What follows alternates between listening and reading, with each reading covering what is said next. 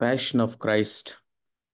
యేసుక్రీస్తు ప్రభువు suffering servant అనే యెషయా గ్రంథం 53:11లో మనం చూస్తాము. తండ్రి యొక్క ఉద్దేశాలు నెరవేర్చిన వాడుగా మనం చూస్తాం. యేసుక్రీస్తు ప్రభు యొక్క శ్రమలను 3 ప్లేసెస్లో మనం చూస్తూ వస్తా ఉన్నాం. మొదటి 2 మనం చూసాం. గెత్సెమనేలో ఆయన ఏ విధంగా తండ్రి అయిన దేవుని యొక్క చిత్తానికి తను తాను సమర్పించుకున్నాడనేది, అలాగే ఆయన శిష్యులుగా మనం ఉండాలి అంటే మనము నీ చిత్తమే నెరవేర్చబడునుగాక అని చెప్పేవారుగా మనం ఉండాలి అనేది మనం మొదటి రోజు చూసాం.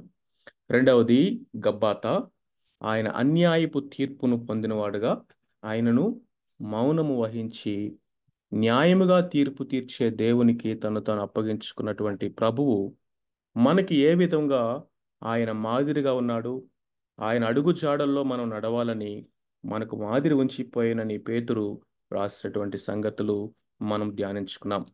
మూడవదిగా గొల్గోతా. గొల్గోతాలో ఆయన శిలువ మీద తన్ను తానే అర్పణగాను బలిగాను అప్పగించుకున్నాడు మన యొక్క పాపముల కొరకు. సో గొల్గోతా గురించి మనం ఆలోచన చేసినప్పుడు మత్తయి సువార్త 27:33 they came to a place called Golgotha అని రాస్తుంది. గొల్గొతా అన్న మాటకు అర్థము కపాలము అనబడే స్థలము, a place of skull.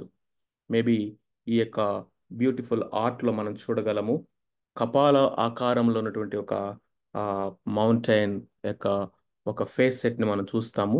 Maybe because of that it is called Golgotha.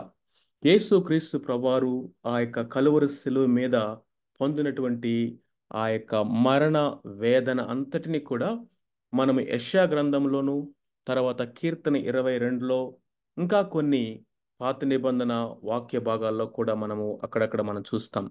ప్రాముఖ్యంగా యెషయా గ్రంథం 53 కీర్తన 22 మనకి ఒక మిర్రర్ ఇమేజ్ లాగా ద షాడో ఆఫ్ ద క్రాస్ని ముందుగానే ప్రవచించబడినటువంటి ప్రవచనాలుగా మనం చూడొచ్చు. 53:12 మనం చూసినట్లయితే, ఏలయనగా మరణము నొందునట్లు అతడు తన ప్రాణమును ధారపోసెను. Look at the intensity of the words. మరణము నొందునట్లు అతడు తన ప్రాణమును ధారపోసెను. He emptied himself. తను ఆఖరి రక్త బొట్టు వరకు ఆ కలువరి శిలువలో ఆయన కార్చినట్లుగా మనం చూస్తాం. ఆయన తీర్పు తీర్చబడిన తర్వాత ఆయన మీద బరువైనటువంటి ఒక శిలువ ఆకారంలో ఉన్నటువంటి ఆ యొక్క లాగ్ని మోపటం మనం చూస్తాం. కొంతమంది అంటారు ఆ యొక్క అడ్డుకర్ర నిలువకర్ర రెండూ ఉన్నటువంటి క్రాస్ అని చెప్తారు. మరి కొంతమంది కేవలము అడ్డుకర్రగా ఉన్నటువంటి ఆ భాగాన్ని మాత్రమే ఆయన భుజాల మీద మోపారు, ఆయన మోసుకొని వచ్చారు. నిజమే, అక్కడ ఆ సన్హెడ్రిన్ నుంచి కానీ, లేకపోతే పిలాతు యొక్క భవనం దగ్గర నుంచి ఈ గొల్గొతా అనేటువంటి ప్రాంతం వరకు ఆ బరువైనటువంటి ఆ యొక్క శిలువను ఆయన మోసుకుంటూ almost 1 mile or at least 1 kilometre ఆయన నడవలసి వచ్చింది. ఆయన పట్టణమును వెలుపలకి తీసుకురాబడ్డాడు. వెలివేయబడిన వాడిగా పట్టణం యొక్క వెలుపలకు తీసుకుని వచ్చి, ఇదిగో ఆయన మన కొరకు పాప పరిహారార్థ బలిగా, దహన బలిగా, అంతేకాకుండా మన యొక్క సమాధాన పరిహారార్థ బలిగా, లేవి కాండంలో ఎన్ని బలుల గురించి దేవుడు చెప్పాడో ఆ బలులన్నీ కూడా సంపూర్ణముగా ఒక్కసారే ఫర్ ఎవర్ నెరవేర్చడానికి ఇదిగో గొర్రె పిల్లలాగా ఆయన వదకు తీసుకొని రాబోతున్నాడు. ఆయన భౌతికంగా దూరం అయిపోవటమే కాదు, కానీ ఆయన తన వారు అయినటువంటి శిష్యుల దగ్గర నుంచి కానీ, ఇదిగో ఆ యొక్క మందిరము దగ్గర నుంచి కానీ, ఇంకా మనం చెప్పాలంటే తండ్రి అయినటువంటి దేవునికి కూడా దూరముగా దూరముగా దూరముగా ఆయన బయటికి తీసుకొని రాబోతున్నాడు. అది డిస్టెన్స్ అనేటువంటి మాటను మనం ఆలోచించినప్పుడు. అంతేకాదు, ఆయన సిలువ వేయబడినప్పుడు ఆయన చుట్టూ కూడా 3 గంటల సేపు కటిక చీకటి ఆవరించింది, డార్క్నెస్.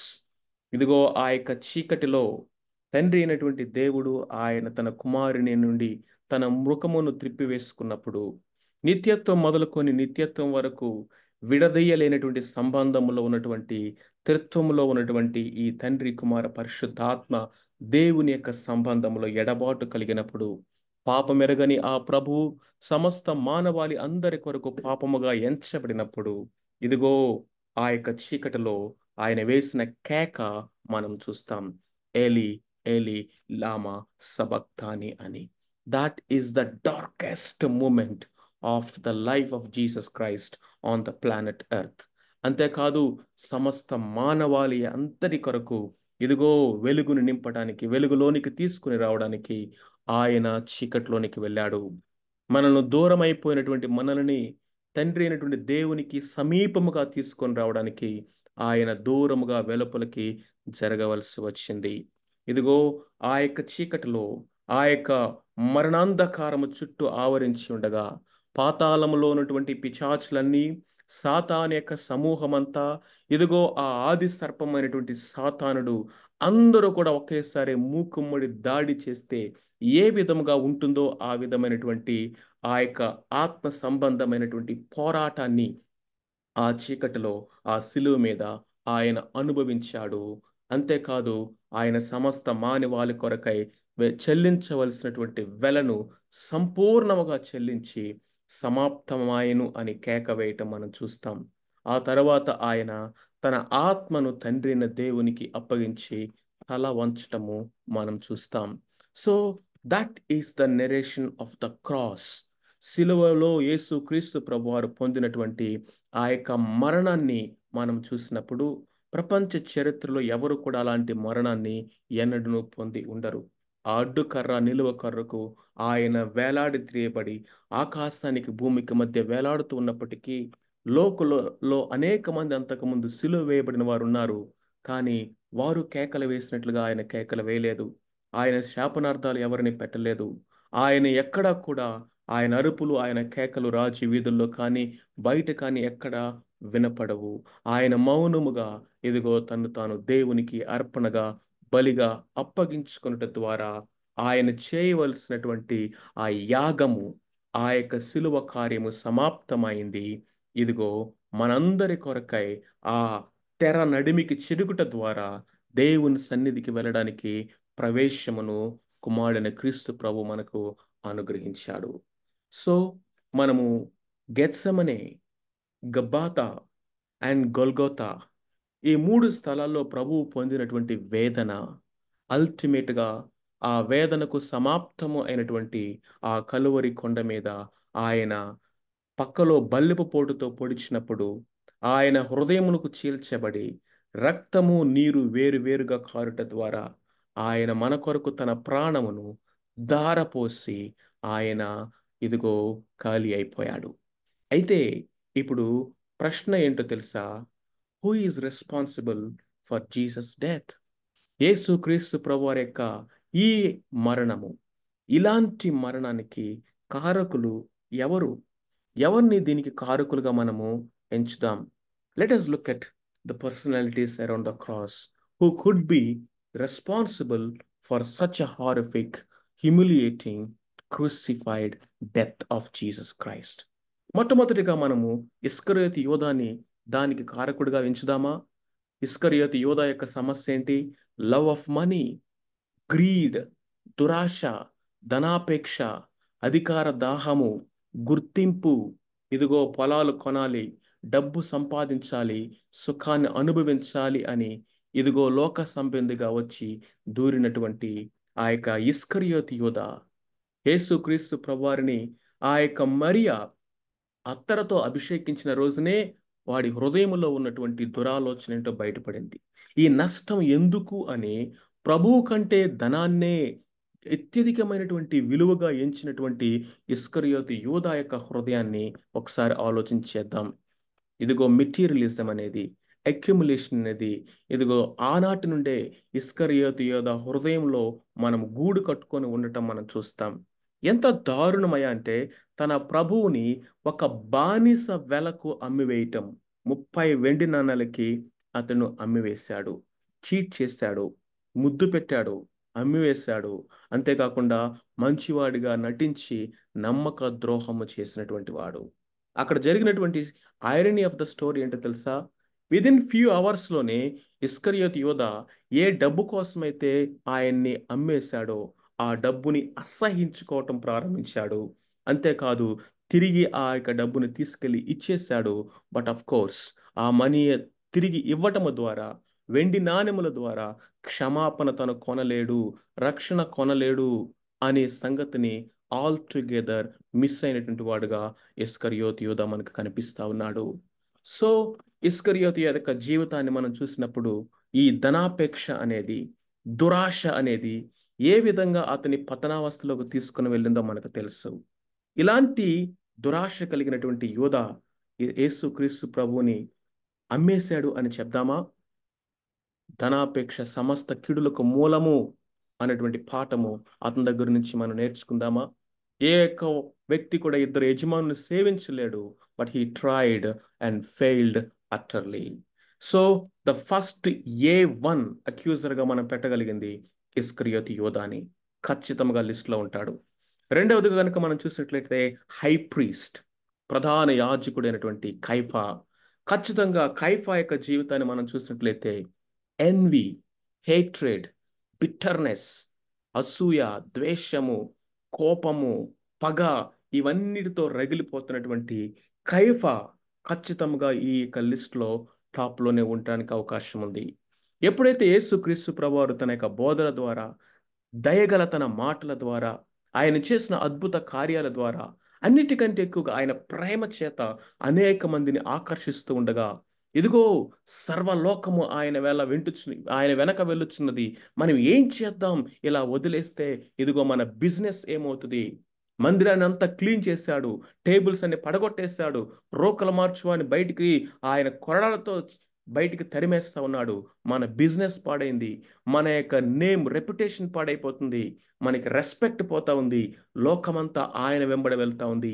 ఎలాగైనా సరే ఇదిగో వీని లేపేయాలి, అడ్డు తొలగించాలి అని భయంకరమైనటువంటి ఆ యొక్క అసూయ చేత యేసుక్రీస్తు ప్రభువారిని ఒక పథకం ప్రకారము పిలాతు దగ్గర నిలబెట్టి సిలువ వేయాల్సిందే అని కూర్చున్నటువంటి ఈ ప్రధాన యాజకుడిని ఖచ్చితంగా మనము ఇతడే కారకుడు అని చెప్దామా?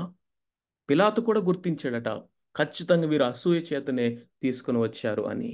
Insecurity, hatred, bitterness, an attitude of revenge, ఇవన్నిటితో నిండిపోయినటువంటి ఈ యొక్క ప్రధాన యాజకుడు, మత నాయకులు వారిని దీనికి కారకులు అని మనం ఎంచుతామా? నైట్కి నైటే అరెస్ట్ చేశారు, నైట్కి నైటే తీర్పు తీర్చారు. ఇదిగో వారు చీకటి సంబంధమైనటువంటి కార్యాలు చేసి ఇదిగో ఆ యొక్క చీకటిలోనే మిగిలిపోయారు. So maybe in the list ఖచ్చితంగా ప్రధాన యాజకుడైనటువంటి కైఫా దీనికి ఖచ్చితంగా రెస్పాన్సిబుల్ అని మనం చెప్పవచ్చేమో. మూడవదిగా ఎవరిని దీనికి రెస్పాన్సిబుల్గా ఎంచుదాం? పిలాతుని రెస్పాన్సిబుల్గా పెడదామా? పిలాతు యొక్క జీవితాన్ని కనుక మనం చూసినట్లయితే నిజమే సెల్ఫిష్ మ్యాన్గా, కాంప్రమైజ్ అయిపోయిన వ్యక్తిగా, అంతేకాకుండా ఇన్సెక్యూర్డ్ పర్సన్గా, ఇర్రెస్పాన్సిబిలిటీ కలిగిన వ్యక్తిగా ఏ విధమైనటువంటి తీర్పు తీర్చాడో మనం చూస్తాం. ఈ ట్రై టు అవాయిడ్ రెస్పాన్సిబిలిటీ. నిజమే, దేవుడు తనకు ఆ రెస్పాన్సిబిలిటీ ఇచ్చాడన్న సంగతి మర్చిపోయి ఒక రెస్పాన్సిబుల్ పొజిషన్లో ఉండాల్సినటువంటి వ్యక్తిగా అతడు తన బాధ్యతను విస్మరించి తను తీర్చవలసిన తీర్పును, తను చేయవలసినటువంటి నిర్ణయాలను వేడొకడు ఎవడో చేయిస్తాడు అన్నట్లుగా he expected someone else to take decision on his behalf, which is irresponsibility. అలాంటి స్థితిలో ఉన్నటువంటి పిలాతు ఖచ్చితంగా బాధ్యుడు కాకుండా ఎలా ఉంటాడు? రెండోదిగా కనుక మనం చూసినట్లయితే he try to compromise at every point of the trial. ప్రతి స్థాయిలో స్టెప్ బై స్టెప్ ఏ విధంగా కాంప్రమైజ్ థింకింగ్ చేశాడో మనం చూస్తూ వచ్చాం. బరబ్బాను వదిలిపెడతానన్నాడు, ఇదిగో బరబ్బాని ఇదిగో శిక్షించడానికి, యేసుక్రీస్తు ప్రభువుని విడిచిపెట్టడానికి, పండుగలో ఒక వ్యక్తిని విడిచిపెట్టడానికి అవకాశం ఉంది కదా, he wanted to take that as an opportunity. అంతేకాకుండా ఇంకా మనం చూసినట్లయితే ఆయన ఏ కారణము లేకుండా కొరడాలతో కొట్టించి భయంకరమైనటువంటి ఫిజికల్ సఫరింగ్ ఆయన చేయడానికి కారకుడయ్యాడు. What is the basis on which you flogged and scarred Jesus Christ? It is just because of compromisation. అంతేకాకుండా he was behaving irresponsible manner. ఎంత ఇర్రెస్పాన్సిబుల్గా అతడు బిహేవ్ చేస్తూ వచ్చాడు తెలియదా? తెలుసు.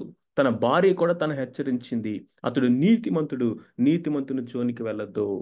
What could be the reasons? ఎందుకు ఆ విధంగా అతడు ప్రవర్తించి ఉండవచ్చు? Maybe fear of losing his position, fear of losing his power, maybe fear of losing wealth and reputation. అంతేకాదు, he was aspiring for promotions. పిలాతుకట ఫ్రెండ్ ఆఫ్ సీజర్ అనేటటువంటి బిరుదుంది. సీజర్ టైబీరియస్ ఆయనకు ఒక కాయిన్, ఒక నాణ్యాన్ని ఇచ్చాడు. ఆ నాణ్యం మీద టైబీరియస్ యొక్క ఇంప్రెషన్, ఇమేజ్ ఉంటుంది. ఆ ఇమేజ్ కింద ఇదిగో పిలాతు ద ఫ్రెండ్ ఆఫ్ సీజర్ అని ఆయనే ముద్ర వేసి ఇన్స్క్రిప్ట్ చేసి అది ఆయనకిచ్చాడు. సో నీవు కైసరకు ఏమాత్రము స్నేహితుడు కాదు ఇది చేస్తే అని ఎప్పుడైతే ఆ యొక్క ఏరియాని ప్రజలు టచ్ చేశారో, ఇమ్మీడియట్లీ బెండ్ అయిపోయాడు, ఇమ్మీడియట్లీ కాంప్రమైజ్ అయిపోయాడు. ఇదిగో అంతేకాదు, తను ఒక సెల్ఫిష్ పర్సన్గా, పర్సనల్ గెయిన్ నాకు ముఖ్యము, జస్టిసా ఇన్జస్టిసా, మర్సియా రూత్లెస్నెస్సా, ఇది ఆమోదమా ఆమోద కానిదా నాకు అనవసరం, నాకు ఏదైనా మేలు జరుగుతుందంటే ఏదైనా చేయడానికి నేను రెడీ అనేటువంటి స్థితిలో పిలాతు అక్కడ నిలబడ్డాడు. He wanted to please all. మనుషుల్ని సంతోషపెట్టడానికి ట్రై చేశాడు, చేతులైతే కడుక్కున్నాడు, కానీ తన మనస్సాక్షిని కడుక్కోలేకపోయాడు. ఏ విధమైనటువంటి స్థితిలో నిలబడ్డాడు? Look at each and every person involved in this horrible crucifixion of Jesus Christ. యేసు క్రీస్తు ప్రభువారిని డబ్బుకి అమ్మేసినటువంటి ఇస్కరియోతు యూద కక్షతో, పగతో, ద్వేషముతో, అసూయతో ఆయన ఏదో ఒక విధంగా కాన్స్పిరేషన్ చేసి ఆయన్ని న్యాయపీఠం ఎదుట నిలువబెట్టి అన్యాయముగా ఆయన్ని అప్పగించినటువంటి కయఫా ప్రధాన యాజకుడు, న్యాయము తీర్చాల్సినటువంటి స్థితిలో ఉన్నటువంటి వ్యక్తి ఇదిగో ఇర్రెస్పాన్సిబుల్గా, కాంప్రమైజ్డ్గా, అంతేకాకుండా ఇన్సెక్యూర్డ్గా బిహేవ్ చేసి నీ చేతులు కడుక్కొని వదిలించుకోవాలనుకున్నటువంటి పిలాతు బాధ్యులు కాకుండా ఎలా ఉంటారండి? వేరే బాధ్యులు.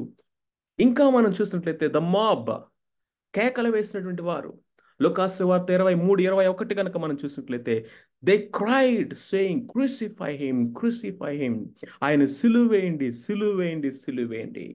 ఎందుకు సిలువేయాలి మాకు తెలియదు, ఇతడు చేసిన నేరం ఏంటి మాకు అనవసరం, ఆయన సిలువేయండి, సిలువేయండి.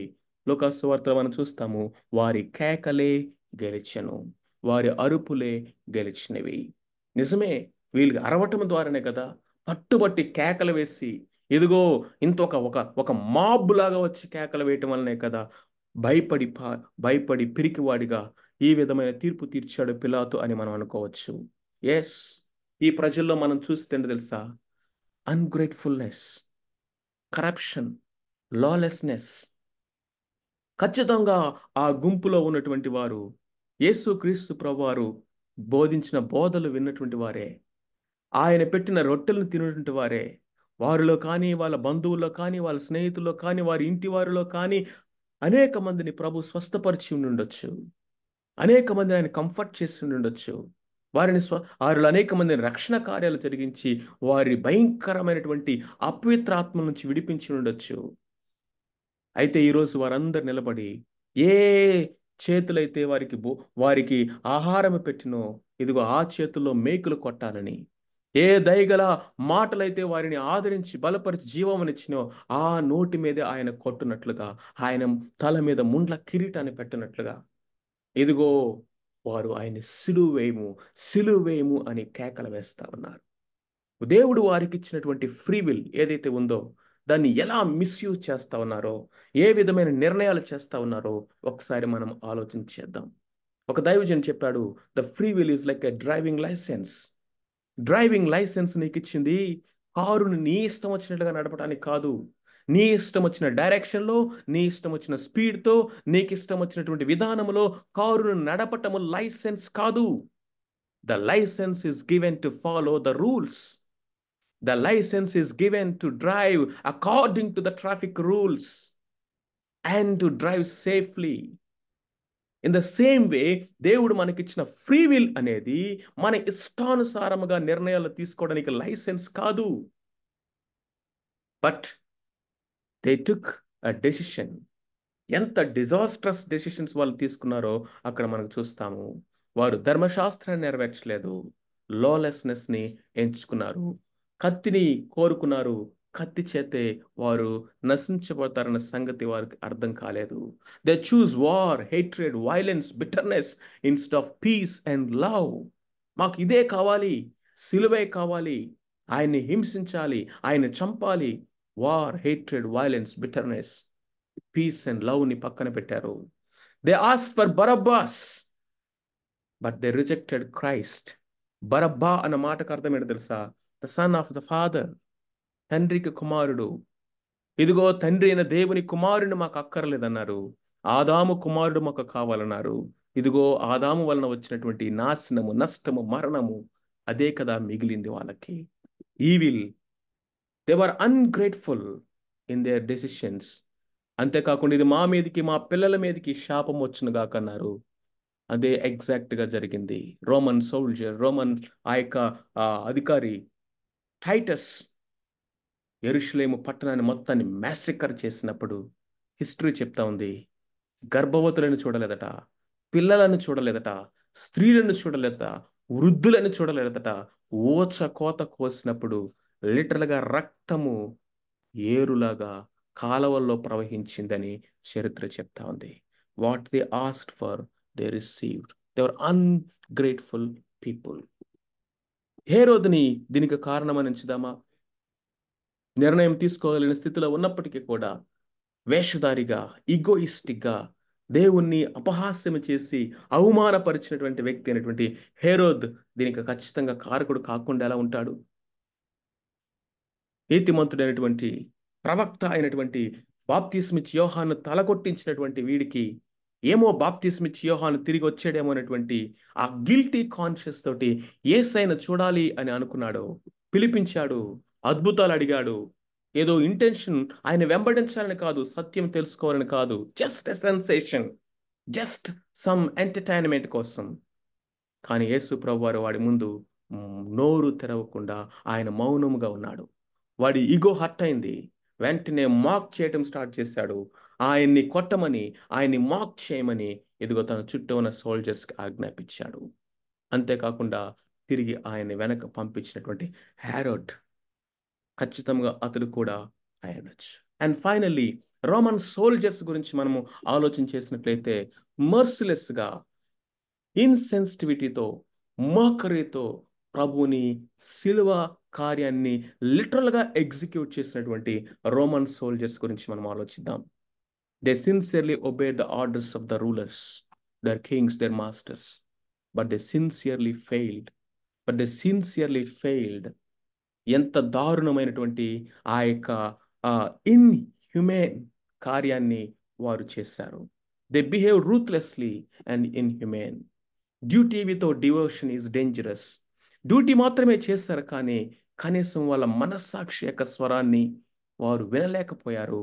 అంతేకాకుండా వారు చేసినటువంటి ఈవిల్ అనేది ఆ యొక్క క్రూసిఫిక్షన్లో మనం చూస్తాం.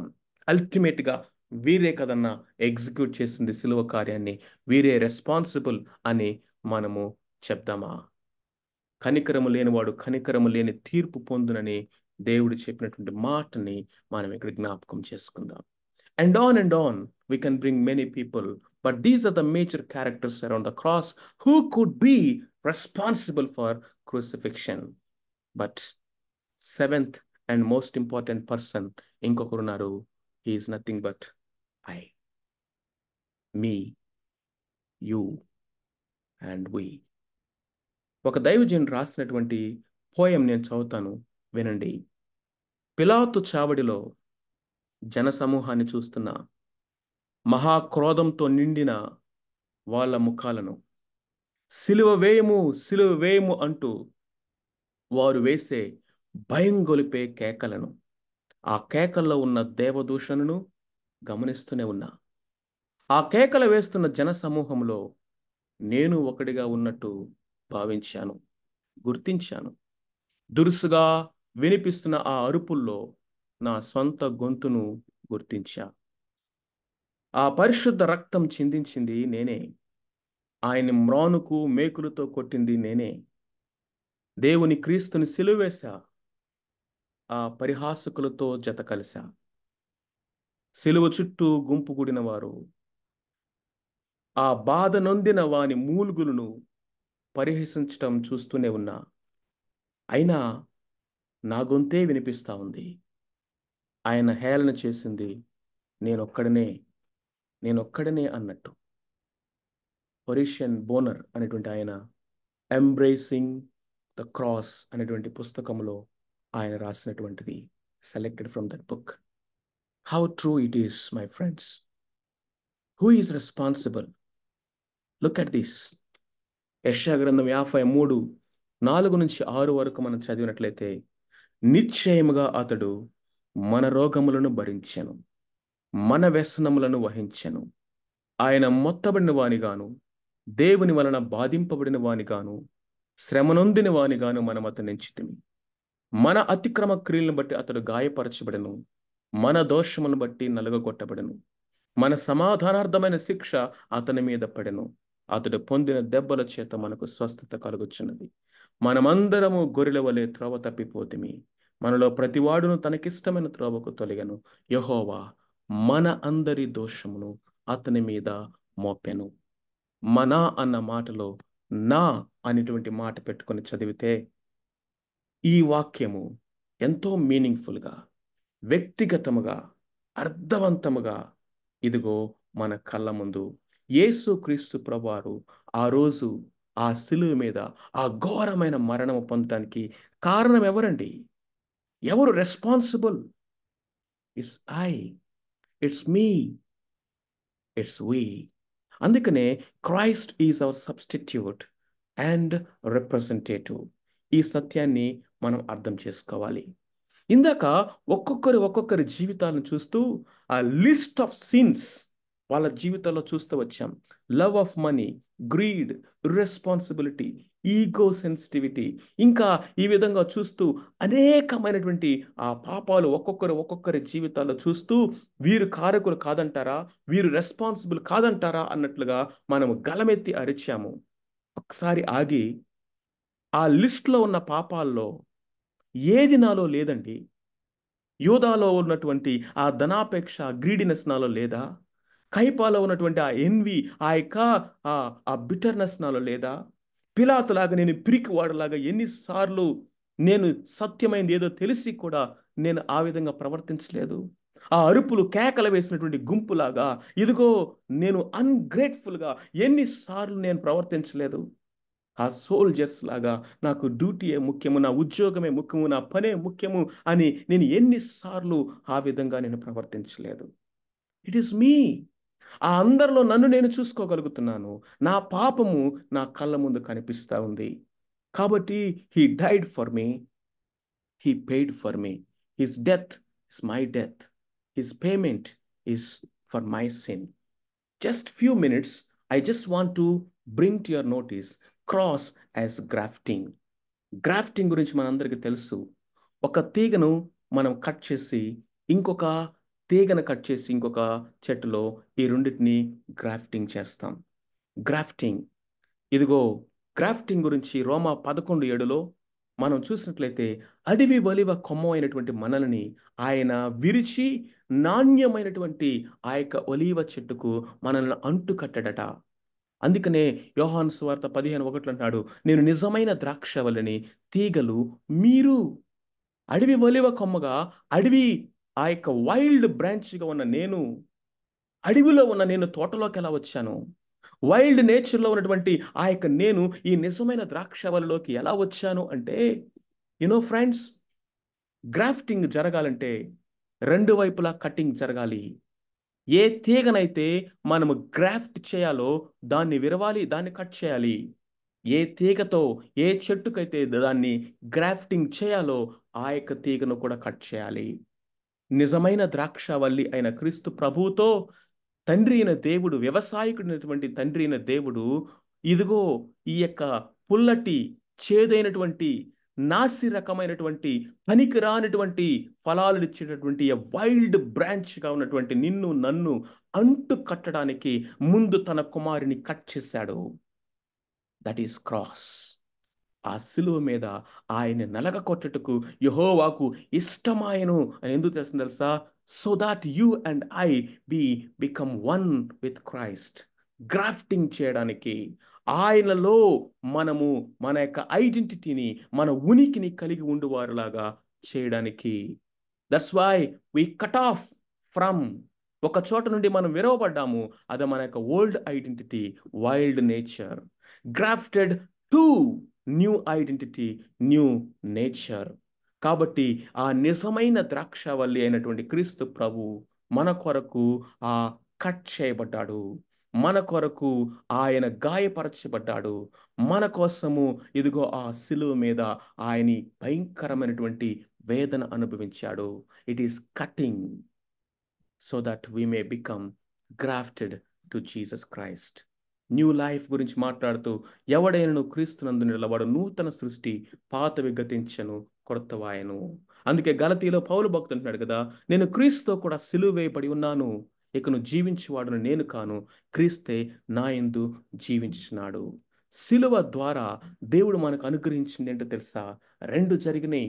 మొట్టమొదటగా our identity, our union with Christ. మనం ఆయన మరణ, భూస్థాపన, పునరుద్ధానములతో మనం ఐక్యమైపోయాము. ఐడెంటిటీ దొరికింది. రోమిలికి రాసిన పత్రిక 5వ అధ్యాయం అంతా మనకి ఏం తెలియజేస్తుంది తెలుసా? ఒక్క మాటలో దాని సమ్మరీ చెప్పాలంటే, క్రైస్ట్ డెత్ ఫర్ అస్. మన కొరకు క్రీస్తు ప్రభు చనిపోయాడు. మన కొరకు అన్నప్పుడు he is our substitution.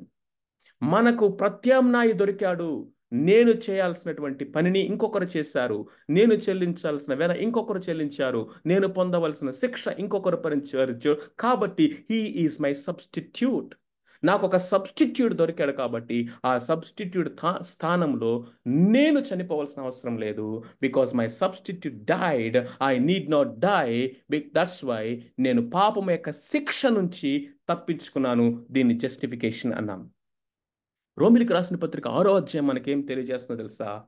Our death with Christ.